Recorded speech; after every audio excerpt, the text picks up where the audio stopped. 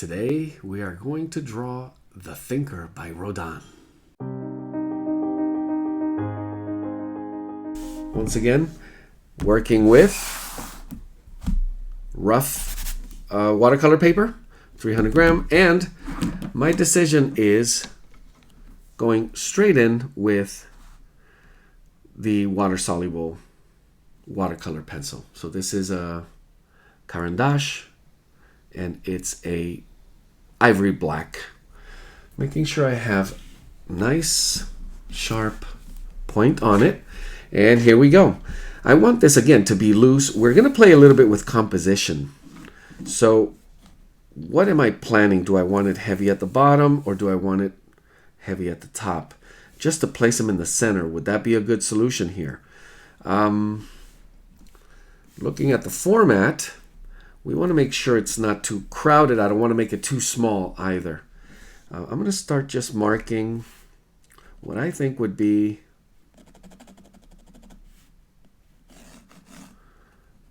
my north,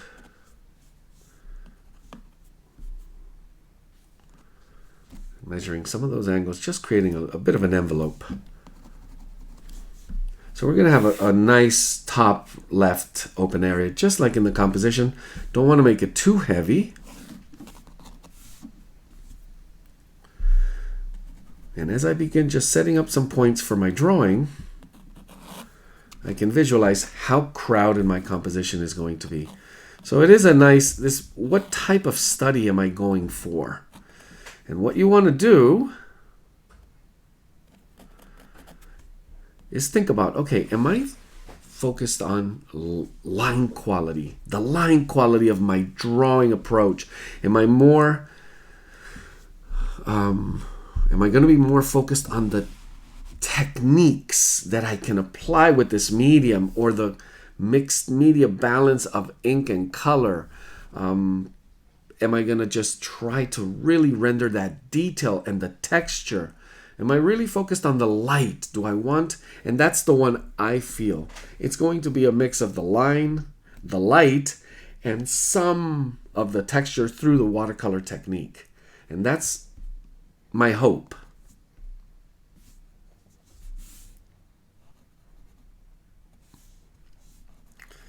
So this is the way I go about it, where I could see my knee, lower foot, and just slowly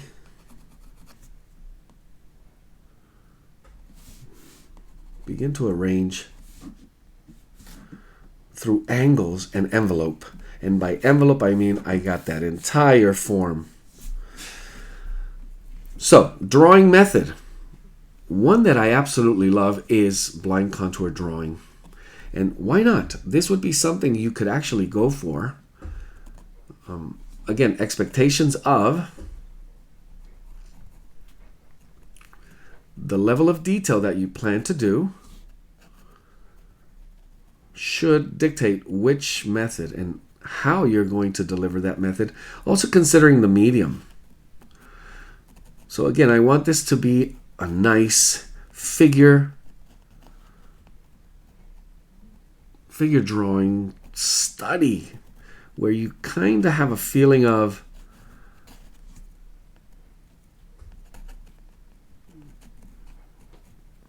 call it sort of a studio quality to it. And I say it again and again, that sketch quality versus that polished, finished quality, which tends to make you tighten up.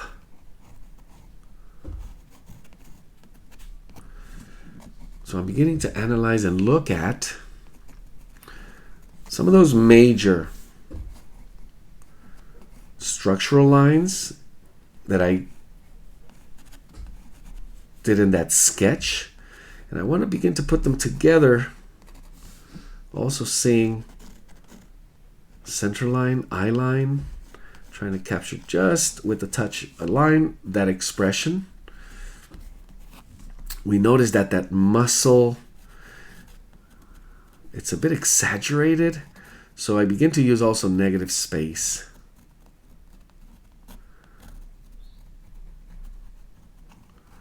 negative space.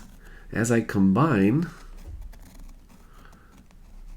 and add a little bit beyond line, I'm going right into shape. So the shape of, look at this shoulder, right into the neck and the back, and some of those curves where you want to exaggerate. This is a great opportunity for that. Exaggerating features. Obviously, you noticed those hands and massive forearms that just almost beg to be pushed a little bit beyond.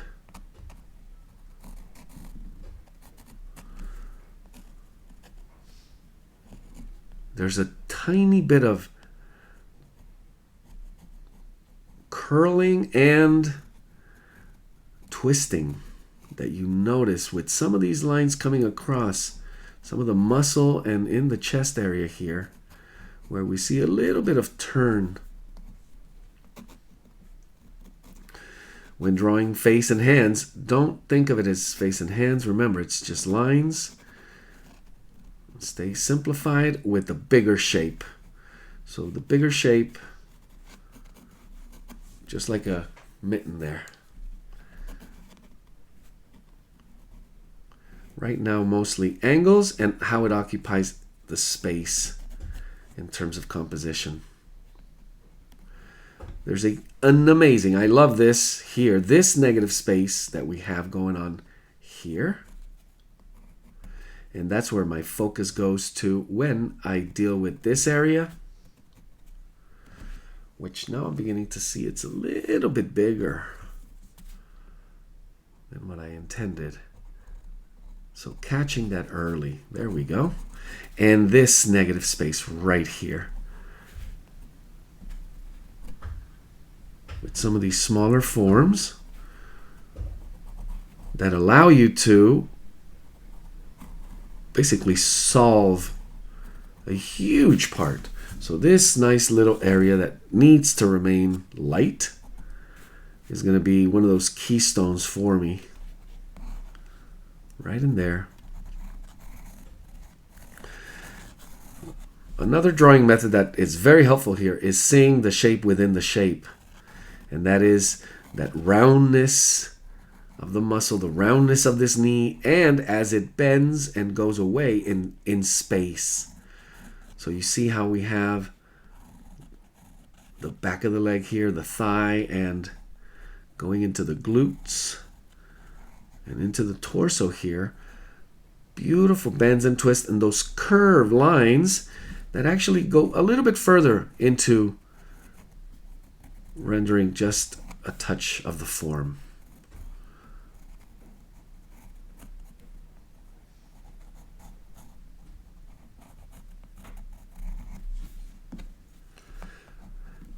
Obviously stopping and checking. Stop and check every now and then to see the whole, because you want to be paying attention to how the whole is working out. The whole composition, the relationship between all of your lines. And when you're thinking in terms of what I'm focusing on right now, light, shadow, and the combination of how they come together with line elements, you begin to place your focus just a little more in that area. So these shadow shapes that I begin to see, and I'm going to add a little material to them. And you can see the drawing coming together.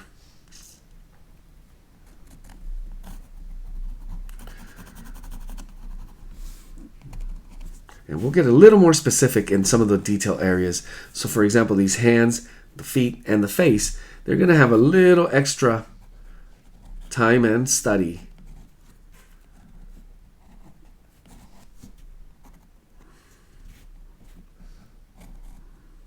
Another beautiful negative space. And it's wide open with light coming together and completing the form, meaning this, how the feet, and you could actually see where there's a bit of overlap.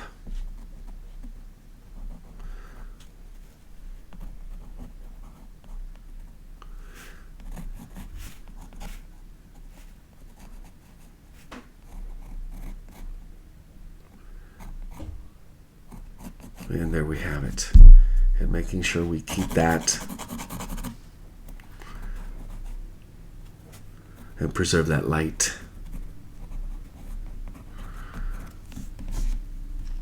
So a lot of work, and I'm going to have to look a little closer at my reference when I begin to work some of these light shadow shapes in and around the feet. And I'm maybe going to play just a little bit with the base, and don't really need to add those trees there. Don't want to turn this into a landscape or a scene with the sculpture in it.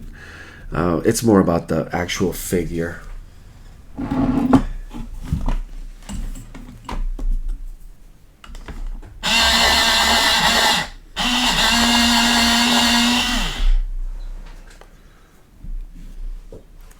So I'm going to zoom in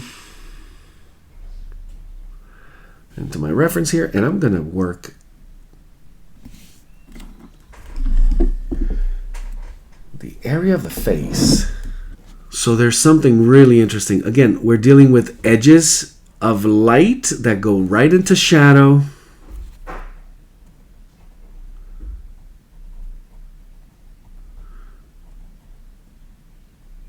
And in my drawing, once again, there are those value shifts with cheekbone, that nose, and the beautiful values and light on that nose that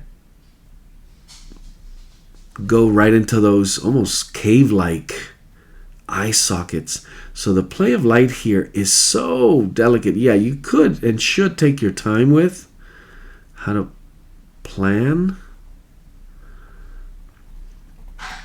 in order to capture what is it's actually a simple expression.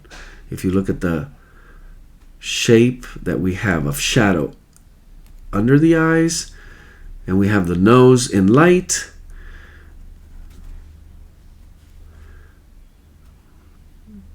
and then just above the cheek and in and around the mouth, the shift once again from light to shadow. Beautiful lines giving you that forehead with that hairline. No detail at all. And then visualizing and planning, how am I going to bring it through technique? So I should be testing as I am drawing. I could be, and I'm going to use this water brush. You could use any, in this case I would recommend a smaller brush here, but it would be interesting to just bring in spray bottle. Give it, in this case with this type of paper, I'm going to be dabbing, lifting some of the material so I can control the values a little bit better, and I'll be coming back and forth,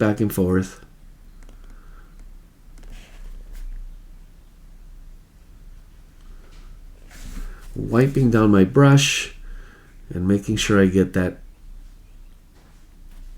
What I want is touch and hope that just through the water play that I can somehow try to control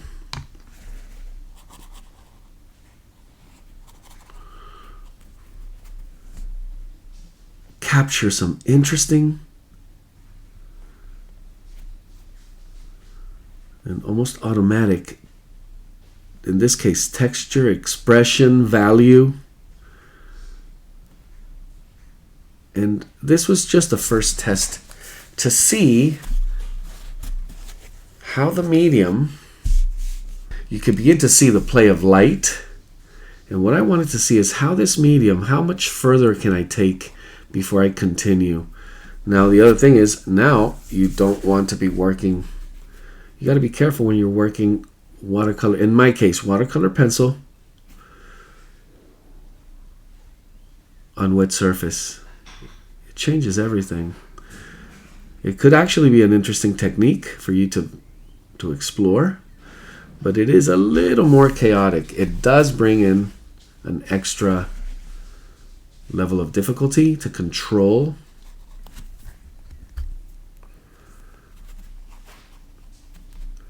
And what I'm trying to do here is really bring out those shadow shapes, preserving a little more of the light.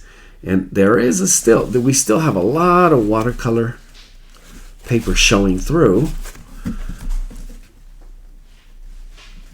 which I will then enhance with the watercolor and watercolor techniques.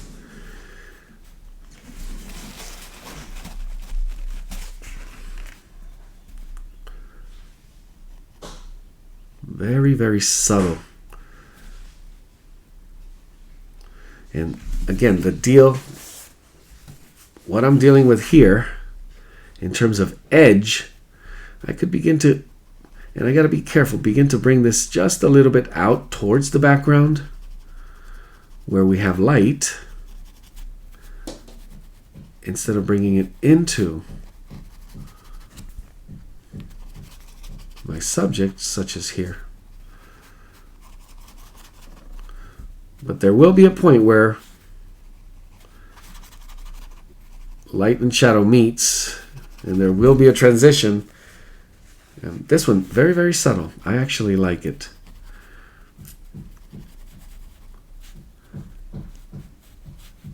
And how you'll decide to control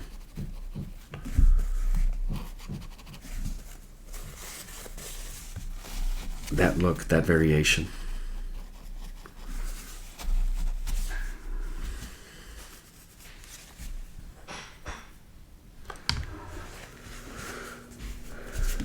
So I got a feel, I got a sense of, yep, okay, where I need to be darker. And this is pretty dry. This heavy paper dries a little bit faster. I'm going to go ahead and add a little extra material.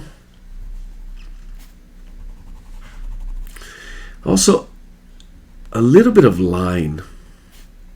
So looking at a close-up of this, I'm adding a little bit of texture through the watercolor, the washes. But as I rework some of these, I can also add a little bit of line quality, line texture that you see through the wash, beyond the wash. And then again, that level of detail that we decide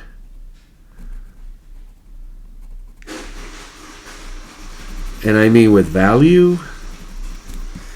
And I'll do this in stages now. I'll do a little bit of water and just see how much of that contrast, how it's working.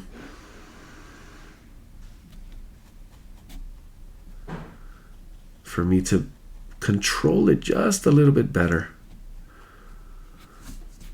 Now you may not notice what I'm doing here. As I create this area of high contrast, I can actually pull and bring it into other areas.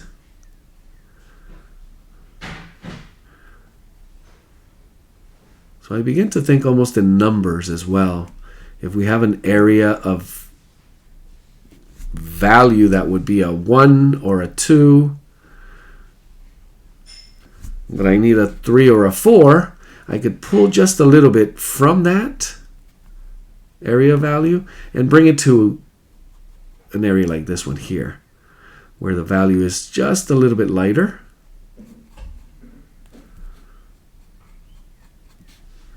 And I get to control the edge just a little bit more. The other thing is also, as it dries,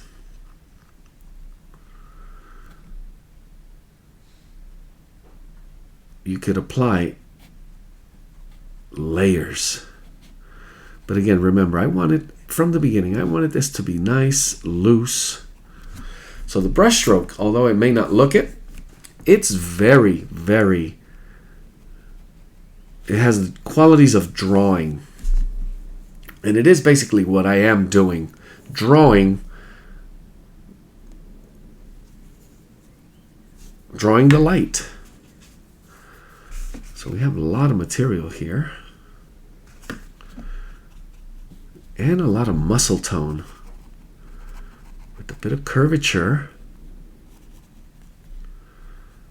And high contrast once again.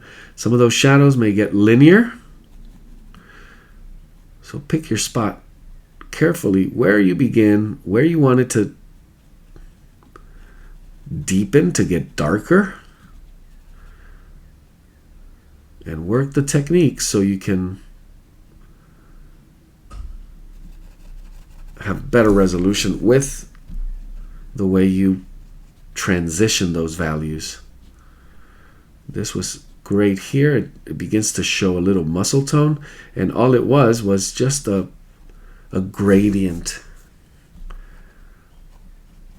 and softening. You begin to see bone and muscle.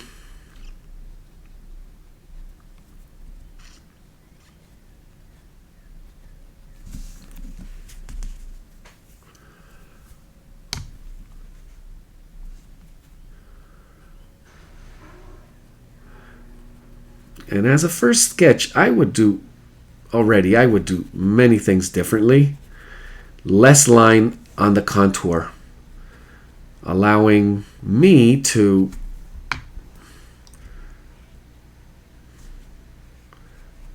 pull more edge of the shadow shapes without having to take it all the way around.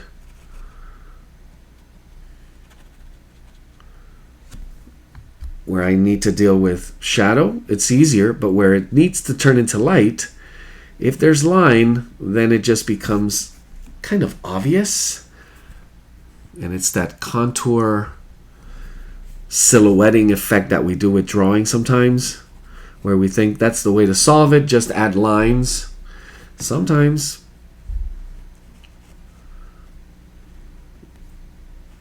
just implying it, less is more.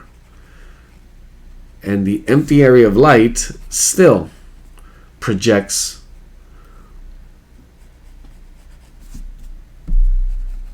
and creates the illusion of the form.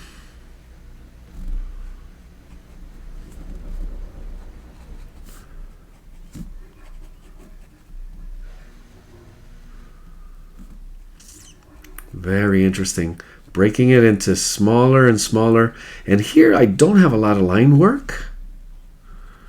And I'm rethinking may have benefited from adding a little more of it.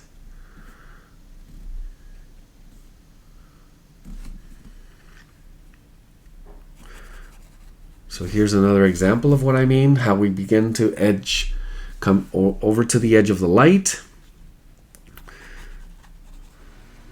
And just continuing the same pattern, it gets a little predictable.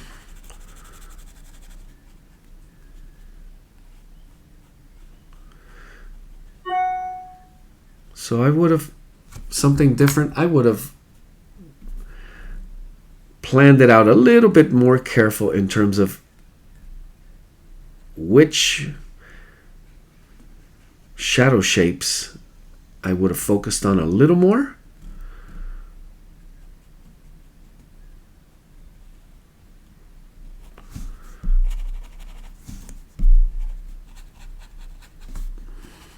And then render from there.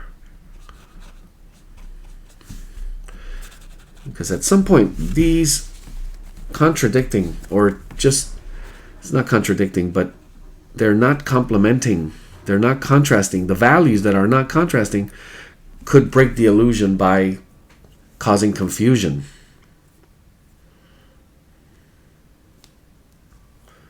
And that's some of the rules that you need to know about atmospheric perspective, in this case value, and how to bring the elements of light and juxtaposition.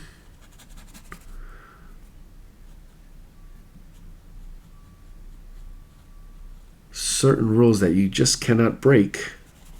I did not add any line work here around the foot.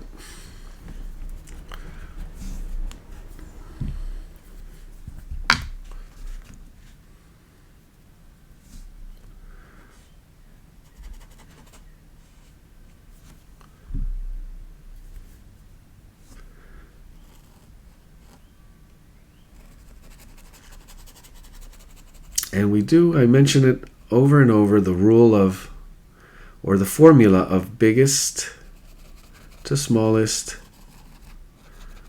simplest to more complex. I could have done a little bit better here planning that. But we carry on. It's those mental notes that you want to make for the next one.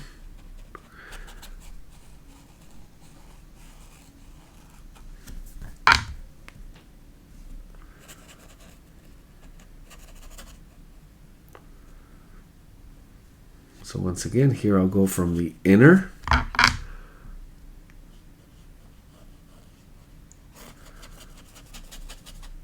into the background. Try not to mix up those values. Make that background, make sure that background will be lighter than my subject, but darker than the light on my subject.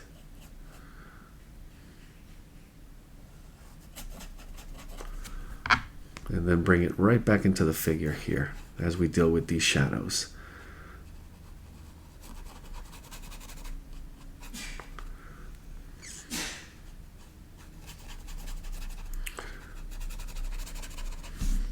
So it begins to read a little bit better, and that simple touch of background that I added actually is giving me a nice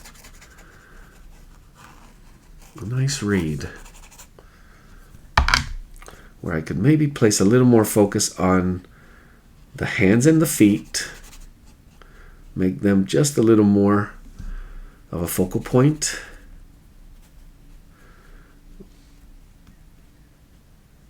By also adding that tiny bit of extra contrast.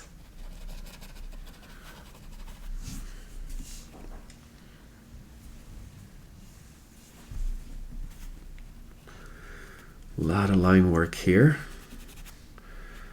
I want to revise, so I may switch back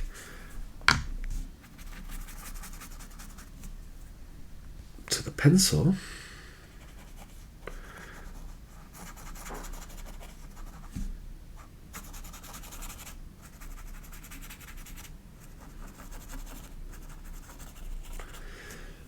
The other thing would be, I know my lightest, that would be the white of the paper.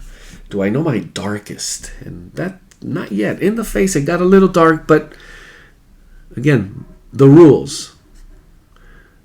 If it gets darker and also smaller and sharper, that's what happens here. So in order to keep the balance, when those features, and that's what I meant by adding a little more focal point to the hands and feet, that's what I'm going to try to do. They're going to get smaller, they are going to get sharper, they are going to get darker. So they will, let's start with the feet here. Just a little extra. And it's dealing with lines, curves, and volumes. But notice some of the outer. Beautiful. Quick little beautiful study of feet. Remember, it's just shadow shapes. If you find those shadow shapes and the mid and the intermediate, just the quality of the highlights, preserve those if you have any. Midtones, and then develop the shadows. And hopefully I'll be able to pull a variation of that, as it first looks too dark, but is in fact exactly what I was hoping. Just a tiny variation to the reed. This one might have gotten a little too big.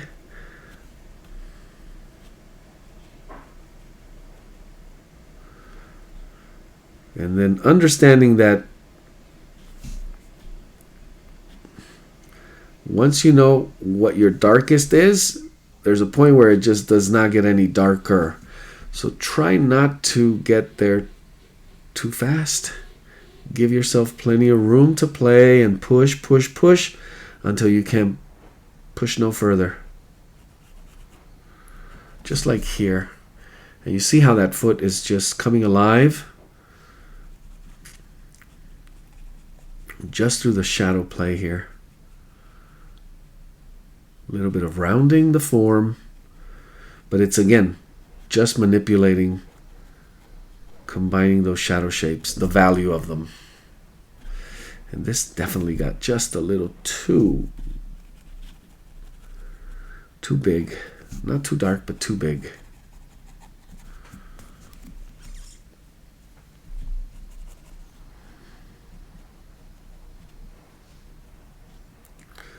So identifying shadow, core shadow, and then cast shadows.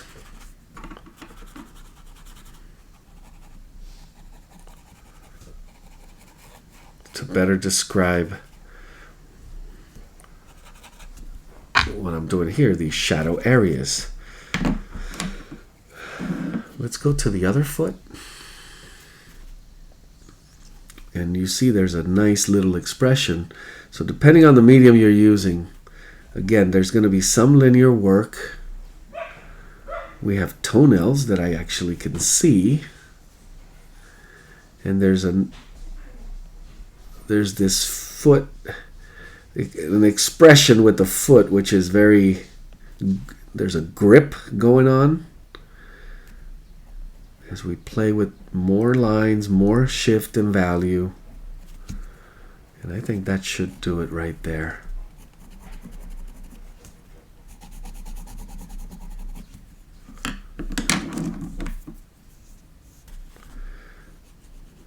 Start with the lightest. This time I'm going to start learning my lesson from the opposite foot. I'm going to start with the lightest here. And as you can see, we hit a spot where it gets a little dark. Go back, clean it up, start again with the lightest. It actually can and will become somewhat wet on wet in terms of technique, and that's totally fine with me. It's exactly one of the features that I want to showcase in this drawing.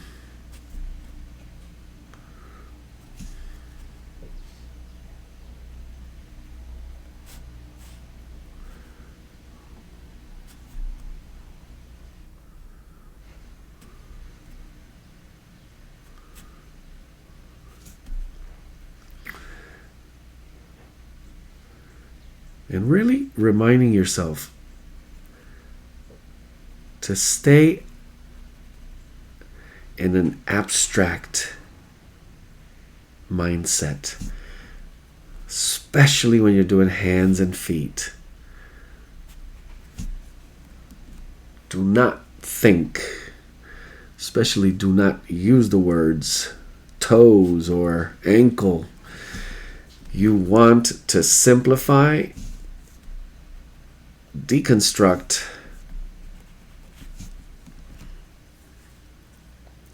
and focus on the simplest. I'm going to add a little more material here. As it's beginning to dry, test a little line quality. And it's still a little damp, so I'm going to go into the hand. Zoom in just a little bit on our hand. This one, because of everything else going on and what I see coming next with a little bit of watercolor, I want to keep simple, gentle, kind of delicate, although it's massive. So focusing a lot on that beautiful negative space, making sure I preserve it, doing a little bit of blind contour drawing here, capturing some of the edge, and now the space between what I was just saying, mindset.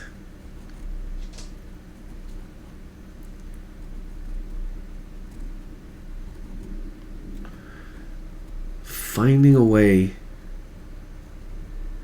to keep your mindset thinking the right way.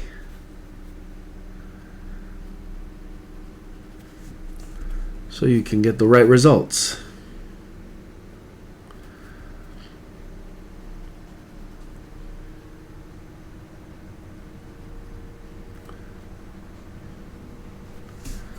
Little by little.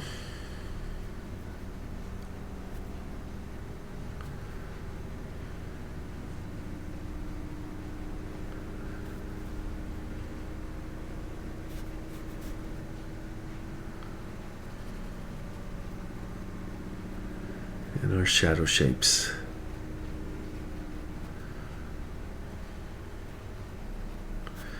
Little things that get intricate, but the presence of this hand here is crucial, especially the light on it as well. So I want to make sure I get rid of this and keep it light, knowing I could come back and darken other areas just a little bit. There we go.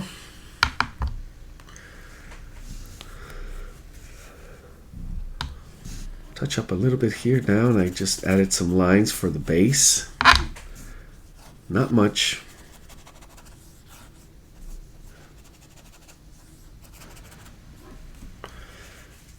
And now I'm going to go into my brushes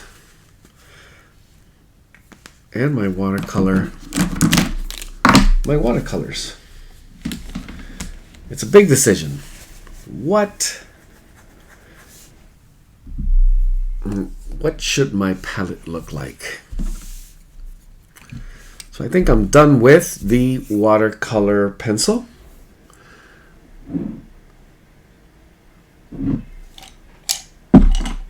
Looking at some of my brushes, I'm going to start with, I'm going to use a synthetic, less water.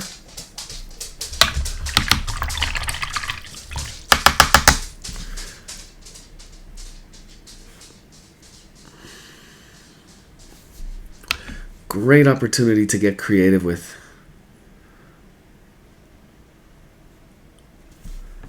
a nice color mix here. And I'm starting with a little bit of turquoise green. I touched it with a little bit of phthalo green. And I'm going to bring in a little bit of, I think, warm yellow.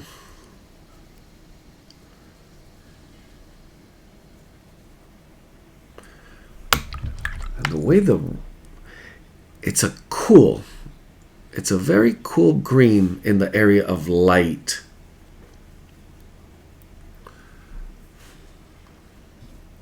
But it's a neutral, grayish color.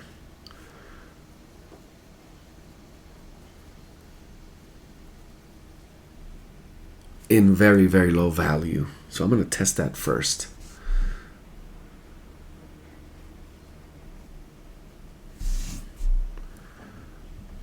I'm just hoping it doesn't look too green. And there are areas where it just pops towards blue. There's a bluish or that turquoise bias to it.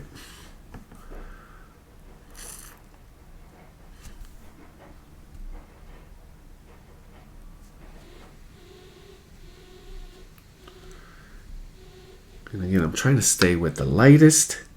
And if this is going to be my lightest, what I'm starting to think, and it's very much about,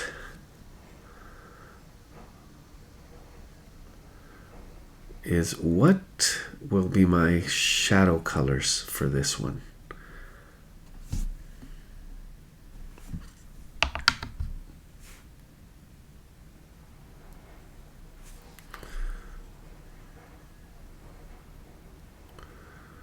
Try to keep areas of light.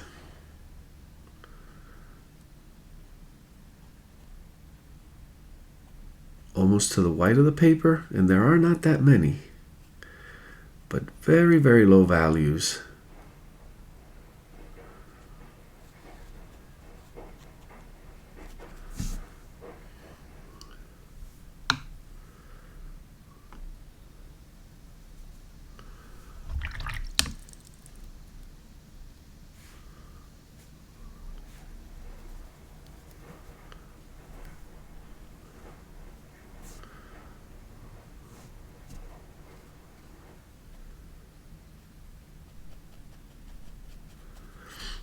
So the layering of all the work we did early on with the light and shadow now.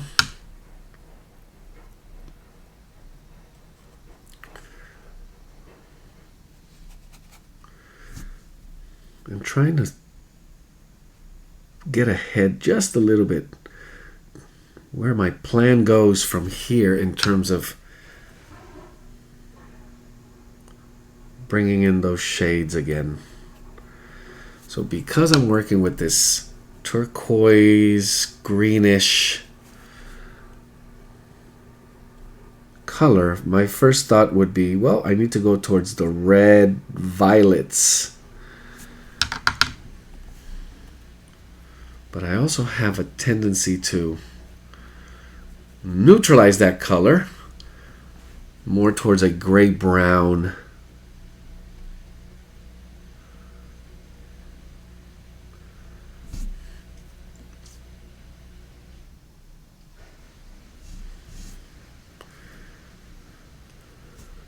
And what I'll do is a lot of it, I could just almost leave it alone in terms of what we did with the shadow shapes. But some of these darker ones, I need to go deep into the grays. And although I touched with a little bit of, it was a mixture of a cool quinacridone rose and cobalt blue. And mixed into the greens, it gives you this, I'm hoping for that metallic gray. But it's gonna probably need to be more saturated. It's still very low value, and the reason I wanted to do it this way is to test how it's going to blend, layer.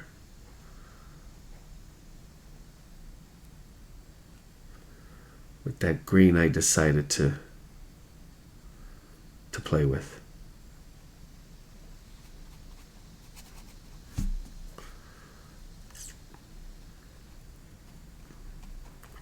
And it's a game of color contrast now.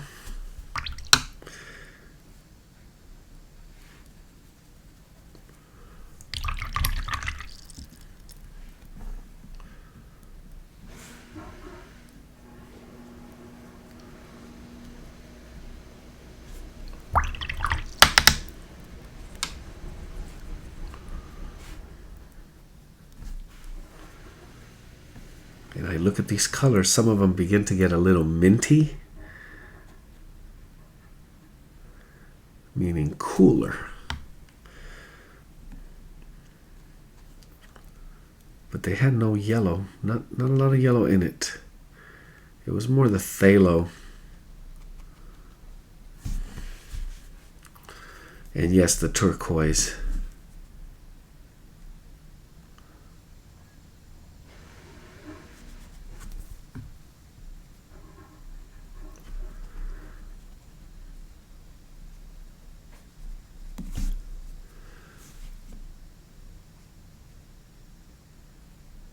and the great opportunity to really play with your technique. So I'm going for a little more of a, it's a wet on damp, but the intention is wet on wet. Dragging and softening some of those edges, also allowing some to just be a little sharper in edge.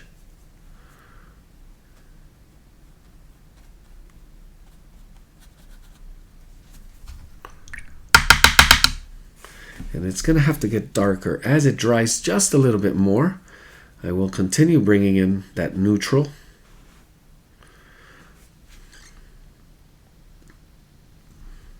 Which will be more saturated. Just like this.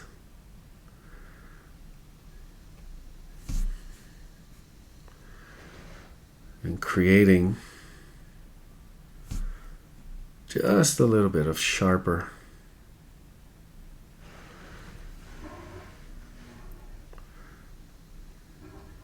shadows.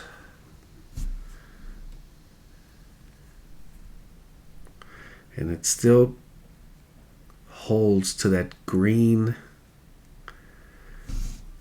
with the green metallic quality, but I want to be very cautious building this up so it also follows the patterns and doesn't just wash over what I previously worked so hard with. Need to mix a little more green.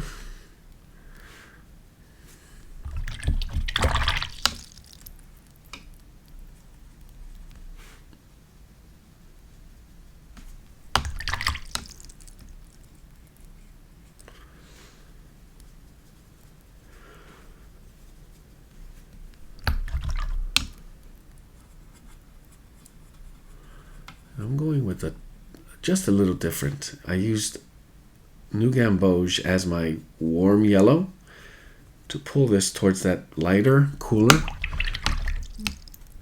green. Now I added a little bit of yellow ochre.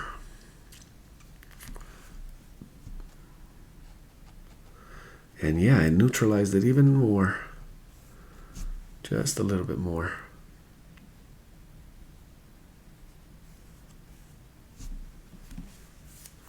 May want to bring a touch over here. And just that variation also between, not just color contrast, but contrast between variations of the same color. And not just light and shadow contrast or temperature contrast, but contrast with variations in the hue.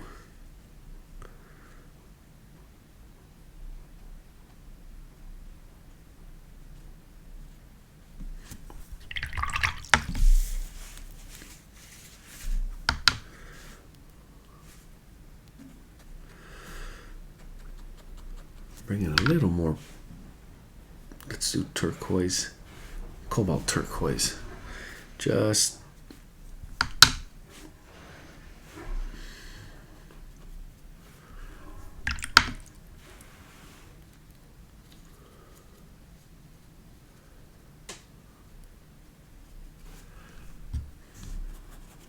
a touch. Seeing as how the contrast with shadows down here is going to be a little bit higher.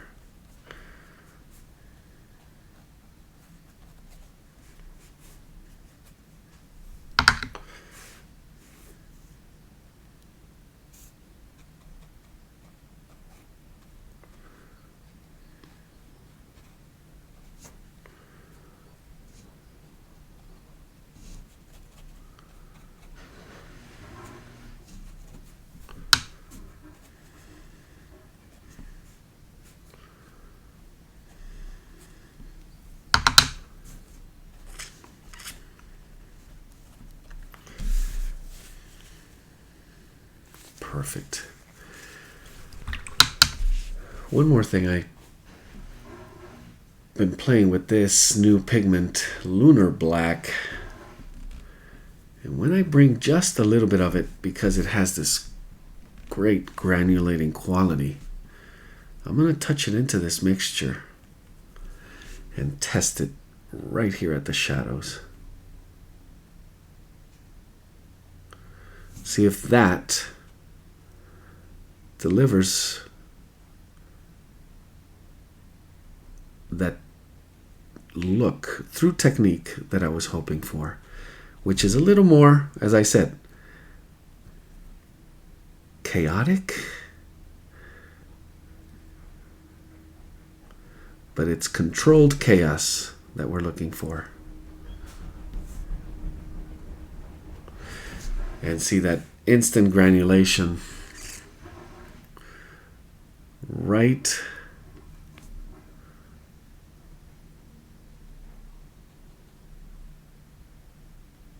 with the mixture of greens. It really feels, and again, obviously, easier read of contrast. Looks very appealing at first glance. Still got to be careful, not overdoing it.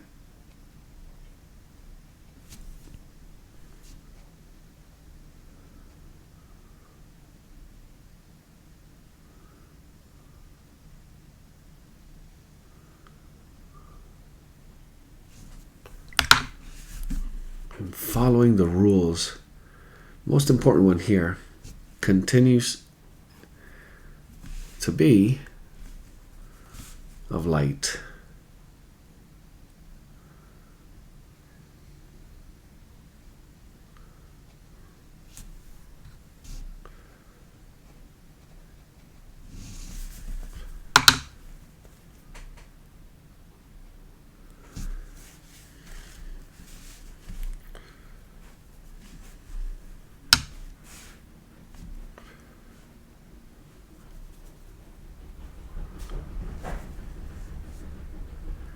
So now it becomes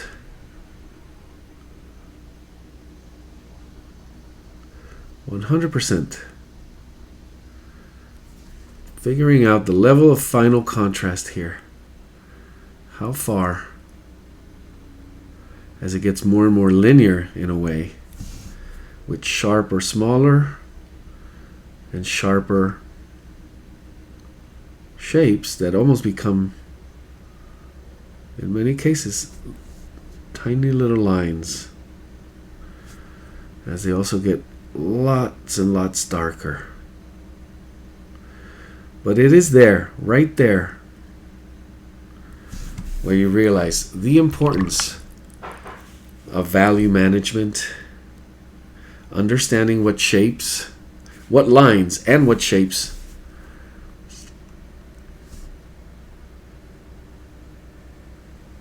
are the essential, or the ones that say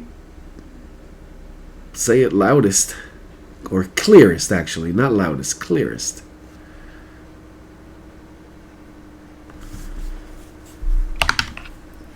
And it's also here, as I mentioned, with technique, a lot of timing. And I'm having to wait just back and forth, jumping back and forth from here to here. This is still so wet, but that granulation is looking incredible. That was a problem solver there.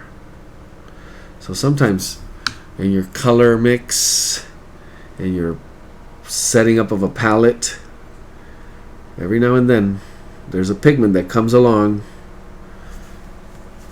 and has all the answers, or seems to have all the answers, and it just works perfectly. Or was it also the layers that we built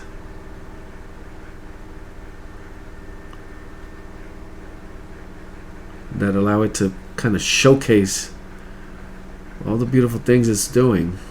And it is a lot in the layers here. The way it reads, and I know it doesn't look it really, again, the camera quality, what you see here, it does read through the layers, picking up some of that copper, that turquoise, the greens, and the space in between, trying to achieve a little bit of extra texture with the wet on wet, where I'm just letting it happen, bringing pops of that color, in this case turquoise.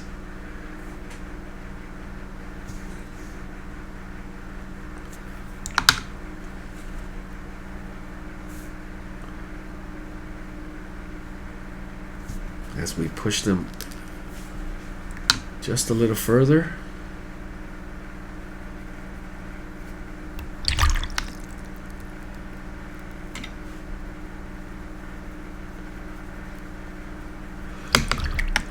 Mixing just a little more.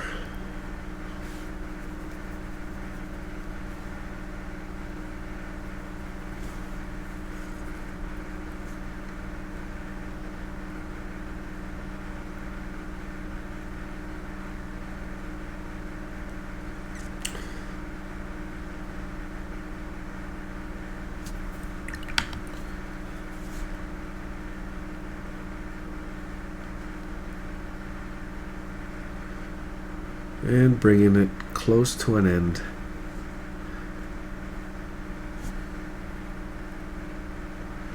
Or at least this stage where I may have to wait just a little and do some evaluation. It's reaching a point where, yeah, it's needs some finishing touches, and it is high pitch, contrast, sharper, smaller, detailed. But that needs to be perfect in timing in order to hold that sharp edge. Yeah, it's a little too wet still. Very risky.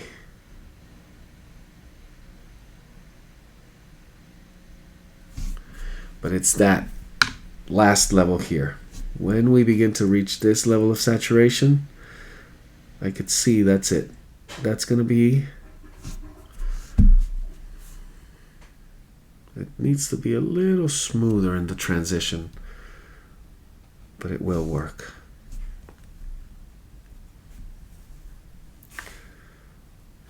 Just a few final ones right here.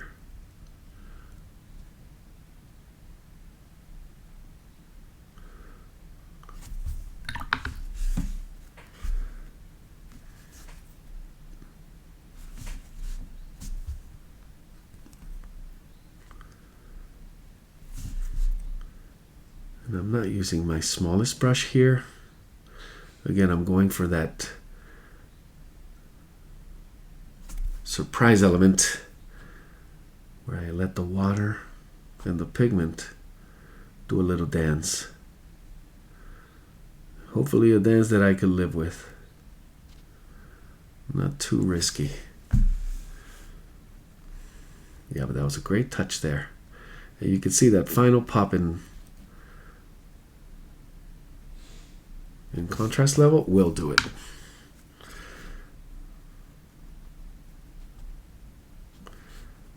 And there we have it. The Thinker. I'm going to let it sit. It's really, really wet. If I want to deal a little bit with background, and some of the finishing touches are going to be just a matter of perfect timing in order to get that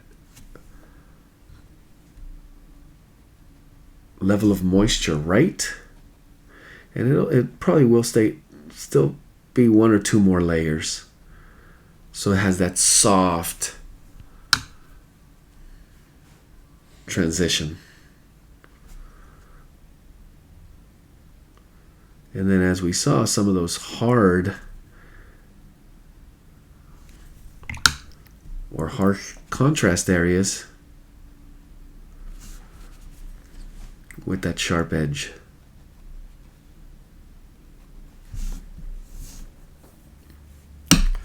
And there it is, The Thinker by Rodin.